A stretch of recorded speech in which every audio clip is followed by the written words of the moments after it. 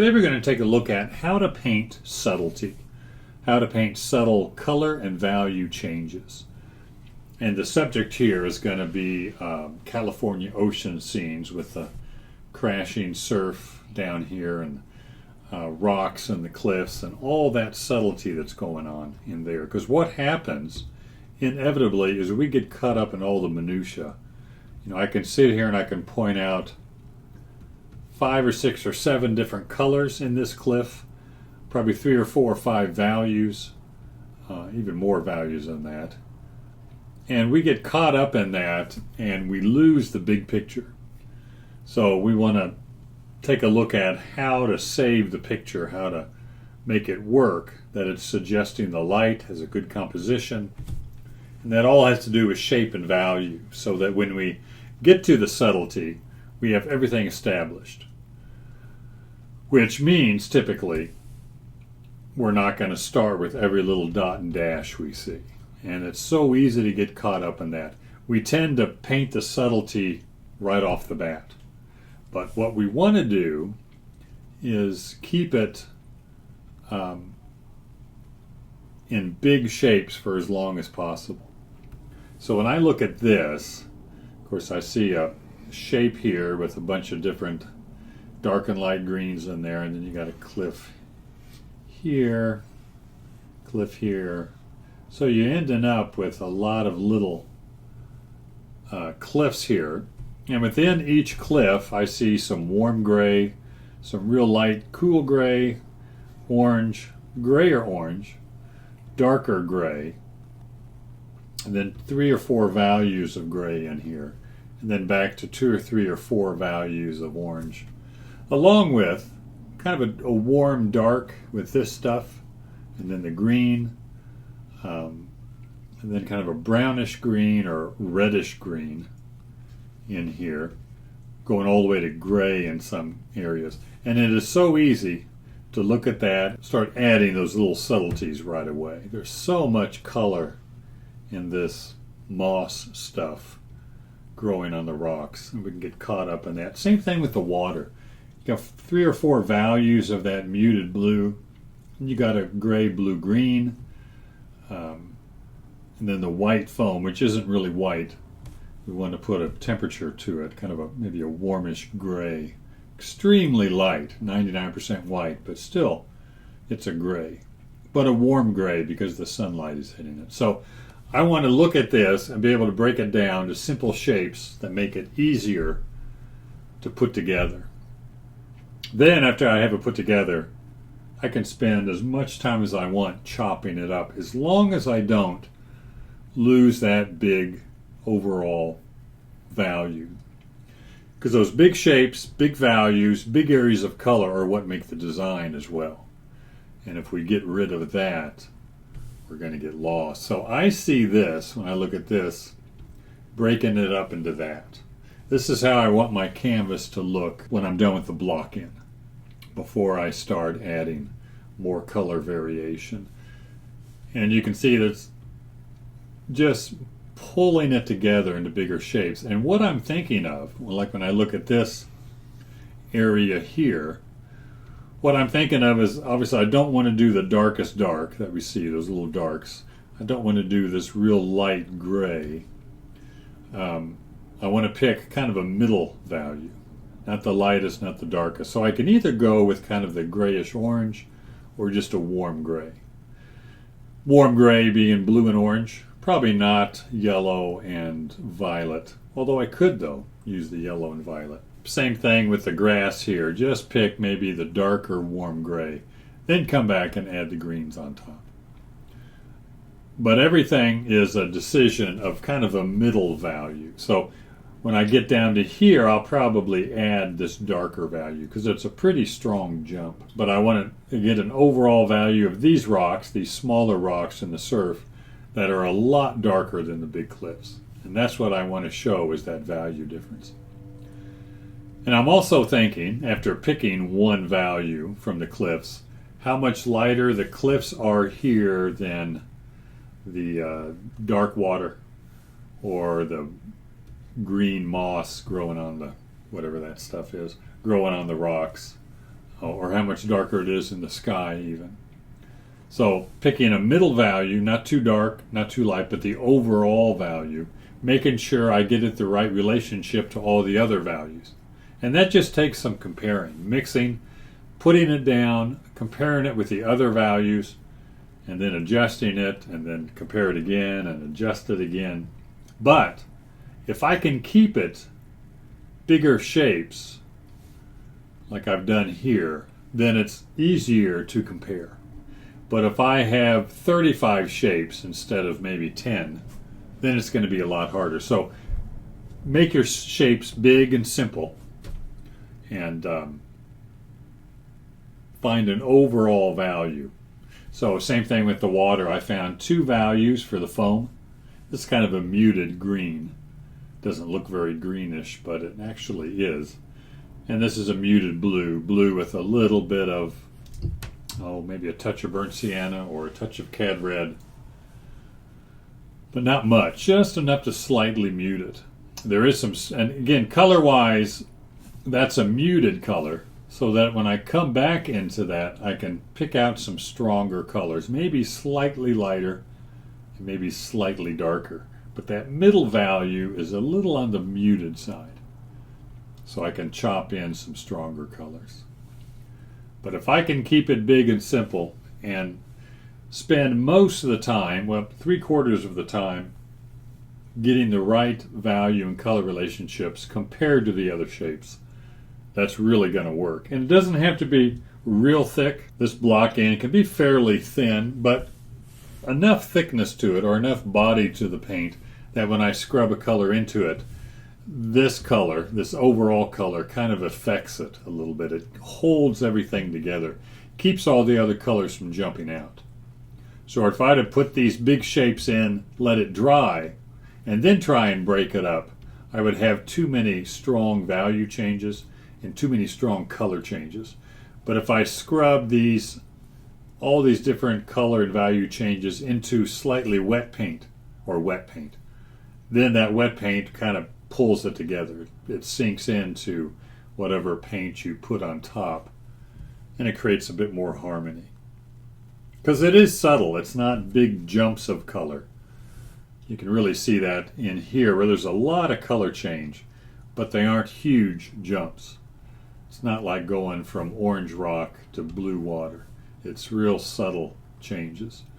And you want to do subtle changes in value and color with wet into wet. So again, simplify those big masses. And even if you keep the edges real hard, not a big deal because you can always soften them later. As I'm applying these shapes, usually they blend slightly, whether you try to or not, and it softens the edges a little bit more. But look for those big masses. That's going to make it read better. Then you can break it up. And then it's up to you on how much subtle changes you want to add. You can just add a tiny bit, or you can go all out and try and get everything in there you see, which I don't recommend, but it can be a good practice in terms of how to suggest detail. It also forces you to see that when you overdo it, your painting looks way too cluttered. So now let's look at a few paintings here of artists painting the same subject matter. In this case, right on the California coast also. This is Guy Rose, California Impressionist, early 20th century. Painting's a little blurry, not too bad, but you can see all the subtle color changes in here. It's going from yellow oranges, kind of a muted green, violets, lighter violets, oranges, bunch of color in there. But he started with one overall value, and I of course was not there. I have no idea what he started with, but I would guess it was more of a middle value and middle color, and then painted into that. The darker violet, the lighter reds or oranges, but you start with that one overall color. Same thing with the water. There's a lot of variation in the water, but starting with one overall color and value, then painting into it while it's still wet. If you could do that, You can see your subject and simplify it. Like in here, I would pick the darker, slightly darker green, not the darkest, not the lightest, so that it really stands out from the rocks. And keep everything big and simple. Resist that urge to start adding all the detail and all the subtle changes. Keep it very simple. Now, as a value changes, like this rock right here, really changes value and color. So I would get another overall value and color to put in there. But go for those big masses. I'd make these two mountains in the background all one value. Two values in the sky, maybe the darker cloud and the darker sky. But don't go for subtlety right away. Keep it simple and then break it up. This is another one of his, and again, you can see all this color in here. Really nice color variation in all those rocks. Now, a lot of artists, after painting for a long time, will start just chopping in color right away because they have a good feel for the value range they're going to keep everything in. And they do a lot of adjustments afterwards. But you can see all the subtle color changes going from kind of green, yellow green to blue to blue as it goes out.